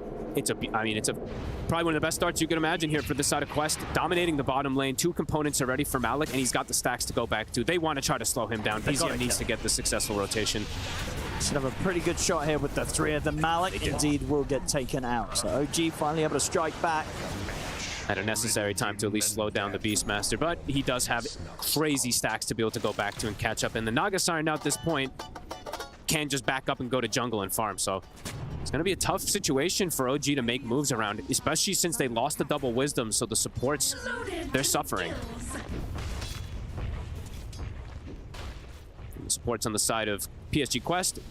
Can we actually bring up the stacks again? Apologies. I don't know if we did it just a second ago and I missed it, but there's an unbelievable amount of stacks that everybody's been doing here. So they have 12 stacks already picked up versus the 1 on the side of OG. So they'll be able to get the farm not only on these cores, but the supports, of course, benefiting as well, on top of those wisdom runes that they claim. So in pretty much perfect early game that you could want here on the side of PSG.Quest. Tomato is farming, but the Naga Siren has got away with absolute free farm versus a Doom and Hoodwink lane. And it's like for OG, they just can't afford to have the game go similar trajectories with the last game, right? Where Tomato was farming, he was keeping up, but Whisper and BZM, they were falling behind. And already it's early days. Fastest. That's 230 matches. That is a big pull to sort of get that record out. Got a power rune too, and Whisper has shown himself. They need to jump. They want the follow-up ice path from Magpie as well. Noob. He is ready to really stay in the competition and knock OG out with these sort of plays. He's gotten one of his top 3 heroes, and he is absolutely killing those timings, and he's potentially looking for more. He's able to now just be super active, and it's not going to sack him much. In comparison for BZM, he can get sacked if he does make rotations and doesn't get the connection like this, because it's just easier for the Tiny, it feels, with this broken toss. It gets these kills. And he just, Noob. He's got the blink so early, so he can just keep doing this. Tries to see if he can catch Tomato off guard there, but Tomato did have enough strength, shifted up. BZM waiting in the wings to see if they can maybe try and go for an attempt onto Noob. Got kisses coming in as well, Noob. And they've got the toss. They'll be able to take him out. We'll lose in return. Ari. They do use a roar and a lasso there. They really wanted that Hoodwink dead. A nice tip there from Tomato as Tomato utilizes the toss back towards his Noob. He was kind of high-fiving them, maybe thinking that they did not have the damage coming in, but I believe Seb had just hit 6, so the kisses came in. Don't believe Noob saw that one coming. BZM. He's going for plays here aggressively. Omar. It's going to be close. Not quite. The tornado, though. That'll do it. Him. Nice knock. BZM. Makes up for it right after I was saying he does have a harder time of getting these kills. He will be able to get them right afterwards. The rotation, it's clean, and now he does have Vessel, so it does potentially have extra damage to be able to go through this Tiny as well. OG striking back quick. But the Naga Siren is free farm. And tough to find him at this point. Looks like they're going to try and smoke you out with the 2 of them. And BZM feels strong. Oh, I like this. Now they're looking for the Naga Siren. They don't have the kisses. Tier 2000. See if they have the damage to even, if they do find him, if they even can kill him with just those 2. They might need the 3rd, and Looks like PSG.Quest, they're reading this movement. TA2000. Checking if the real one, they might just be able to catch him. He gets the song, though. Oh, TP's coming in. Do they want to fight or They have want ice to run? path. They're going to be able to line this up here onto the two of them. They also have an avalanche It's ready a to come in the triple. toss. Indeed, bringing them over. Gets both of them caught in the Macropire. BZM and Whisper dead. Seb, they try for the TP out. They got any way to stop it. They don't, so Seb will escape. But the two cores, they're taken down. Great play from TA2000. And he hides in like the tree line there for a split second after he gets spotted from the Doom. Beautiful song to set up. They have a great lineup for this song. Always when you have Jakiro, you're gonna have these situations happening. It couldn't be even, you couldn't ask for better, even with the toss coming in too. They just lined it up on all three. They could have gotten all 3 kills if Omar did save that lasso, but either way, he wanted to get the bigger kills. And they did, right. You know, as we said, if BZM and Whisper start to fall behind, yeah, he feels how good that setup was. It was a spicy one. 2000. And now up to 8K. It's fast how much he's farming. Yes. And he is going to queue up that Orchid next, so can get aggressive. And Malik, he's got the axe. Not the fastest one, I believe, of the tournament, but a pretty darn quick one as well, as he has, because he has these stacks to go back to. Oh! We're getting the Doom Radiance fault. Are we actually? Oh. I guess I mean, they're trying to think of solutions versus Nagasan, right? Okay. Okay, that is very greedy. Why? Because you just die, or? Yeah, you're very fragile. Are you actually going to be able to utilize a Radiance versus such high burst damage? I don't know about this one. Because they're just... He's 1400 HP versus a Tiny. And this Bat and Beast who do steal crazy amounts of damage. Maybe they're feeling desperate. Because the early game, I think they expected it to go a bit better. And so far, it's just been PSG.Quest been able to get more out of the map. This Nagasaran is getting out of control. The Beast has farmed these stacks. Yeah, I mean, maybe they feel as a team that, you know, BZM, even though he got really nice early kills, just the nature of the mid-invoker, like, you're likely to fall behind. They just need to have that second core that is going to be able to scale. I don't know. It might just be that they're just thinking about those items to deal with Naga, because it's like Shiva's Radiance and stuff like that. But Shiva's feels like it's just a more natural build-up, especially with the Doom, because you'd be more okay with just going for the Veil into Shiva's. Yeah, because that's what we've seen on most of these Dooms, even not versus the Illusion Hero. So, I mean, we'll see. He might change it up. He's yet to spend it, Whisper. He's got 3,700 gold in the bank. Malik, the kisses are coming out. A backup comes in. Malik will fall, so anyone can get him return. He's able to take down Ari.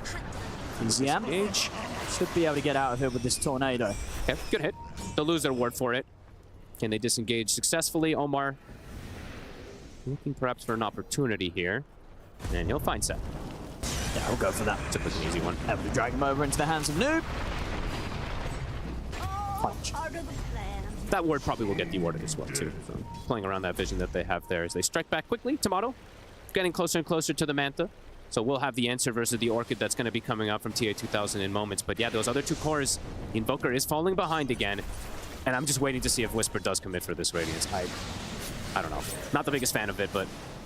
It's going to be tempting. Anytime you have like 4,300 gold, you're like, why not Radiance? Yeah, but that's you. I mean, it's versus the Naga, so I can understand why he's potentially thinking you're just about worried that he's just going to die. I think he's just going to get popped. Because he is also quite under-leveled at this point, too, and it's not going to come at the fastest timing either for this Radiance. They'll get the Gallus. Those 2 dragons crash together so Yeah, his lineup also has synergy with the Shivas and stuff like that. That's why I was just expecting the kind of normal build-up from him, but... He's queuing up some other items, so it might just be a bait. Yeah, let's see if it is. He buys it. It is not a bait. The Radiance is out. Hey, can we get a stat on that one? Do we see any other Dooms go Radiance Rush or not at all? Have there been any other games or is it the only game? Maybe I'm wrong. Let me see. I don't think so. We might be able to bring it up in terms of timings. It seems like a Whisper-only kind of thing. Okay. Bit crazy, but yeah, we'll have to see if it does end up working out for him. Faster than fastest, one match. It's the only one, right? Oh no, there was one. Sorry. Yeah, there was one other match. Was it him? I'll check in a second here. Tomato, forcing issue here has Manta. By the silence, with the Manta at the ready. Quest, they're able to hold back. They're just not able to get a grab on them. Yeah, this is an interesting one. I'm gonna check really quick to see who actually if it was him or not. This will take me a second because I'm bad at this to find those items, but I'll do my best. It was Roshan, OG. Might be behind, but they feel that they can take this down quick enough. With the Morphling around, Tomato here to help out. They should be okay to do this. Okay. Maybe looking to just play around the timing of the Radiance and fight along with it, since it does feel strong versus the Naga and stuff like that in this instance. And does, like you said, does want to continue to try to scale since his Invoker is falling behind. I mean, we'll see. We'll see if it does end up paying off or not. I'm getting a bit scared about committing for the Roche. They don't want to. Or at least they're being very hesitant. Tomato's going to start giving it another go. It's not super fast. No, but PSG.Quest not really looking to react over there. They look like everyone's just farming and hitting creeps elsewhere and just maximizing. So we'll go down. But a 7k lead for PSG.Quest. They're just getting so much out of the map. Everybody's hitting Tier creeps. 2000 in particular, of course, having a flawless time on the Naga Siren, 102. Can do what he wants, go where he wants to. Yep, and Tiny Beastmaster overall having a pretty perfect time too. Malik, he's going to be close to a BKB, and with a BKB and an Aghanims versus a Radiance Doom, feels like he can just run in versus them too, so I don't know. It's greedy from Whisper. Very, very greedy.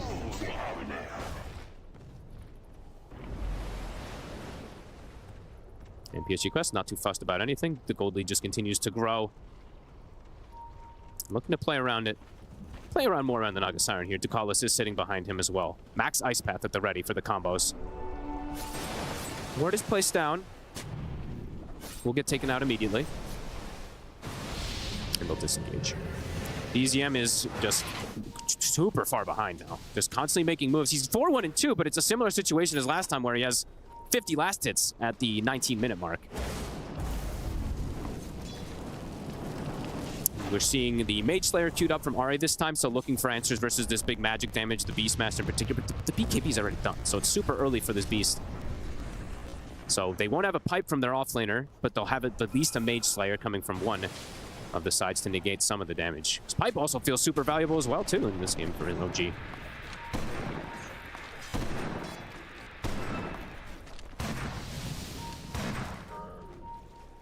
This slowdown benefits PSG.Quest. It really does. Like I mean, quite a lot. BZM, he's in that spot similar, honestly, to the spot that he was in the last game. And this was even in this game this time round where he was getting away with those early plays. 4-1-2. It's not a bad KDA. It's just now at this point, it's very scary for him to even shell because of those repositioning tools and the burst that they have for him.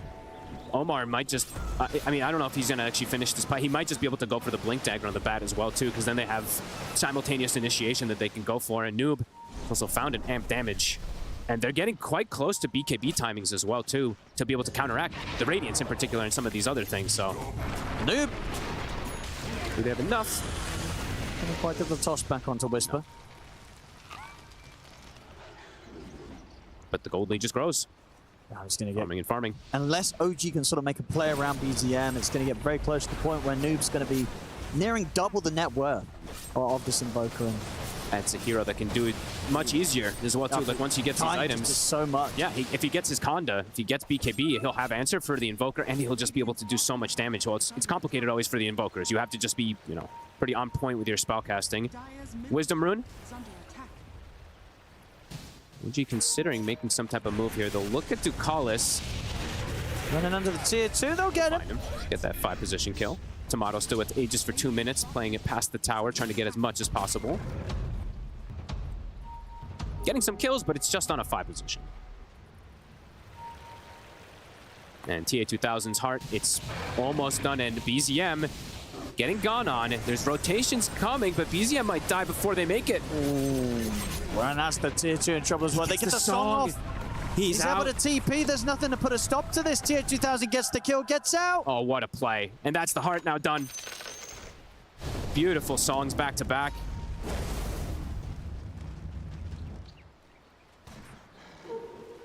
Aegis, we're seeing that difference in gold loss there from the power plates, 4K. The PSG.Quest are just able to make the easier moves around the map, splitting up, even finding opportunities to kill the Invoker.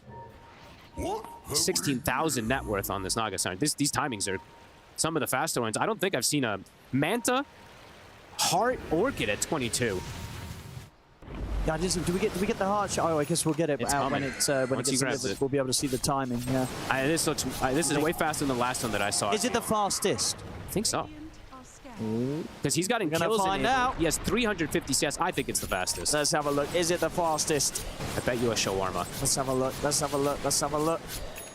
Oh! Wait, that's just the heart, though. So they could have rushed it in before something else, too. So I'm Maybe in a game someone went like Manta Heart and didn't Yeah. go Orchid or something. All right, whatever. I owe you a shawarma. Probably the No, I owe you one in this anyway. sort of game where you're getting those. I think those 3 items together probably is the fastest time. Fair enough. And Omar, he actually did go for the pipe. I thought he might just go for Blink because they're just going to go for the Invoker, but I guess they feel like it's enough that they have the Blink on the Beastmaster and the Tiny. They have these auras. There's the Blink. He got the setup.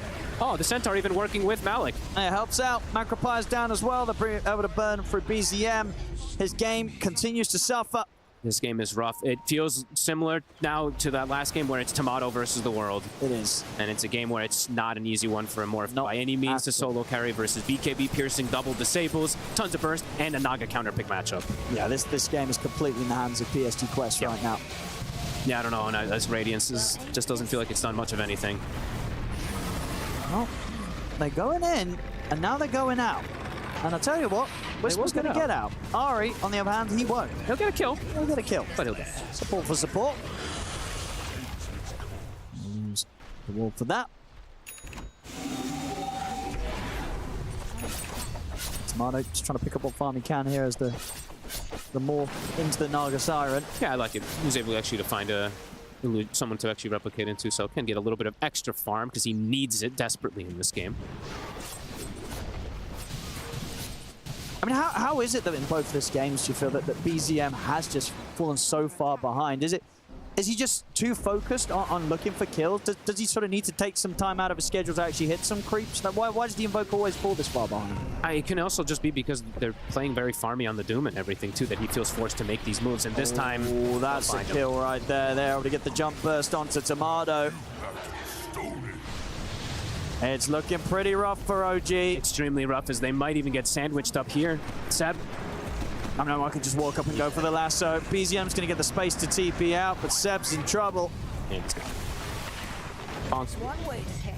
this is rough now. I mean, it's been rough for some time, of course, but yeah, it's BZM completely fallen off. Tiny is just making the easier moves with even higher net worth as well, too, as he's been involved in 13 of the 17 kills. It's just been a very, very nice game from PSG.Quest to react to any of the moves that comes out. That top play in particular, when they get that song and reset everything, they've just gotten so much control out of the game. Even though OG got Roshan, it's done nothing. It did nothing. And that's got to be rough there, right? When it's it's kind of this support bat running at your support snap and the mid invoker. Yeah, dude, I must play because this mid invoker, he's just having to run and TP out. BZM doesn't feel that the two of them can kill this support bat. He has to run. And Noob. He's going to find Ari easier with the toss. He strikes out. Ari might have a chance to run away with this. He doesn't have TP, though. So cooldown for 10 seconds. Looking pretty dead. I don't know where he is. It's kind of up for Mark, but they've got it. Another kill there we go. for PSG.Quest. Predicted the ice path there. He'll walk into it after. Easy pick-offs, easy pickings all over the place.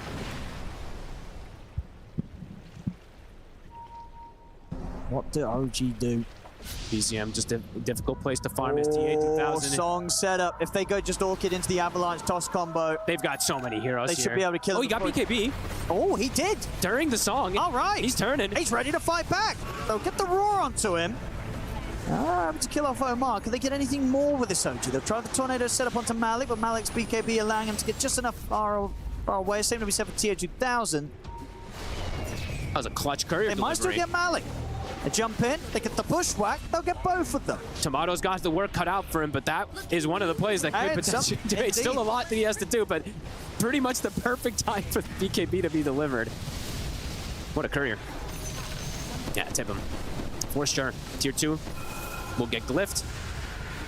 And they can they actually back up potentially for a Roche? It's gonna respawn in 8 seconds. Oh, that's perfect timing for OG. Yeah, could be pretty huge.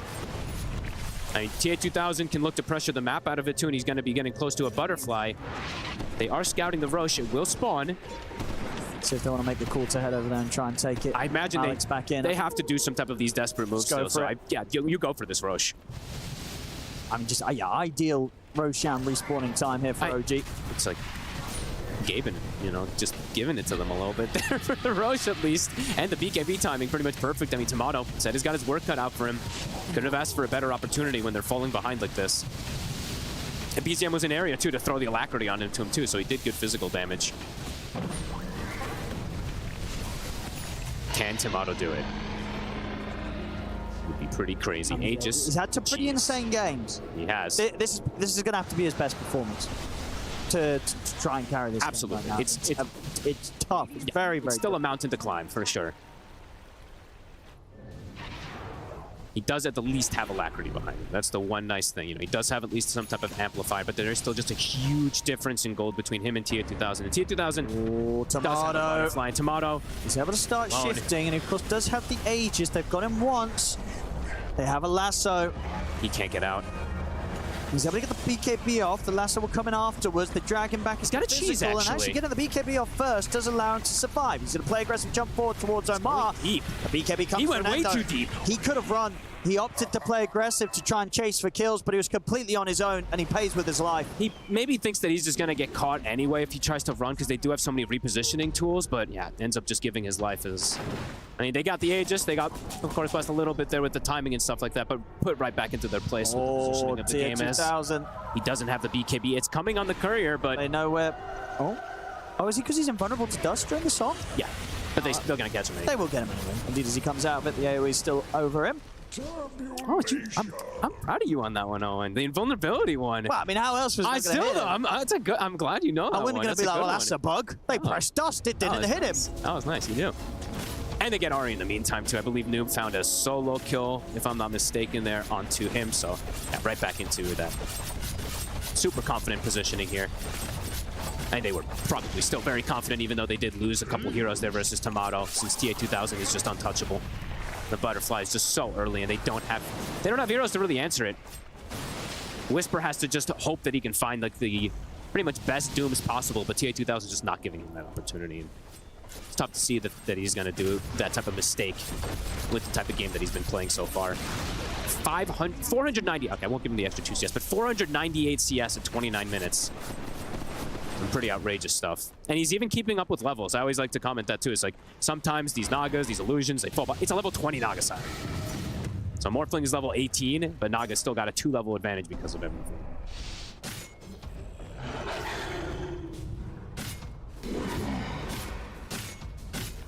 PSG.Quest. Imagine, yeah, just waiting for Dude to get his next item done. Yep, they're close to a couple of them, right? He's got so much money ready to spend up towards the Kanda. Yep. They'll look for the Tormentor. Shiva's for Malik, level 20 talents for him in a second as well. Noob about to hit 20, also on top of, yeah, pretty much that full Kanda. He's like to sell the bottle, which you might just do. Could look to put even more pressure out here. BKB also on TA2000. This could be the call for them to just completely dominate the map. OG gonna group up. They're gonna try to look for something here, but it's already getting gone on Whisper. He's ready with the setup. He's able to grab the Doom straight away. Whisper. That's the BKB off. Can't get the Doom out. He dies too quickly. He is in, and he they've is got him roared. with the roar. They're going to turn towards him. The roar will come to an end. Tomato having to back up with the remainder of the BKB, but indeed he's gone. Trying to desperately find some sort of a fight, OG. Tomato getting involved. The and they catch the snap. TA2000 is able to put an end to the escape attempts here from the snap. A Seb also to fall. They're getting very desperate here, OG. That was they're running into these fights. Yeah, I mean the last two waveforms in particular just aggressively put in even after Aegis and stuff like that. You can see as Whisper shows up, doesn't even get to do much of it. I mean, literally doesn't do anything as he gets completely comboed. Beautiful game from PSG.Quest. Elite damage coming out from the Tiny. Very nice. That could just be it. I mean, it's going to be very close to it. They're going to take this mid set of racks. I mean, OG, they'll probably have one more fight left in them. This Naga Siren pick was just way too good. TA2000 has been completely uncontested from start to finish of this game. And his team being able to just make the moves, mostly without him, but even when TA2000 was able to find some, he did get a couple solo kills as well, too. They've just played this beautifully, and I have to credit, credit everybody, of course, but they did get, on top of doing very well in their lanes, they had